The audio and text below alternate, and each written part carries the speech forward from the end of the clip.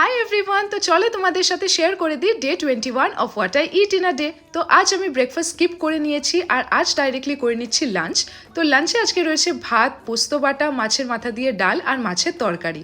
তো লাঞ্চটা করে নেওয়ার পর আর জানি না কেন অনেক দিন পর মিষ্টি খেতে ইচ্ছা করছে। মিষ্টি আমি খুব একটা পছন্দ করি না, বাট কিছু কিছু সিলেক্টেড মিষ্টি আমার ভীষণ ভালো লাগে। তাই একটু ফ্রিজারে দেখছিলাম যে যদি কোনো মিষ্টি থাকে, আর থ্যাঙ্কফুলি আমি পেয়েও গেছি। তো এই মিষ্টিটা আমি আগের দিনও ট্রাই করেছিলাম, পিসি এনেছে, আর এটা আমার জাস্ট দারুণ লেগেছে খেতে। আমার এত ভালো লেগেছে আমি দুটো মিষ্টি খেয়ে নিয়েছি। বিকেলে অফিস শেষ করার পর দেখলাম আমার বোন একটু বেরোচ্ছে, তাই ওকে বললাম আসার সময় ফুচকা আনতে।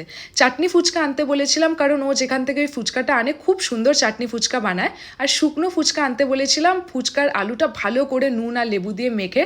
আর ফুচকাগুলো সত্যি খেতে সেরা ছিল। তারপর রাতে আমি খেয়ে নিলাম রুটি, একটু কচুরি, চিকেন কারি আর মিষ্টি আগেন। সো এইভাবেই আজকের দিনটা কাটলো। দেখা হচ্ছে পরের ভিডিওতে।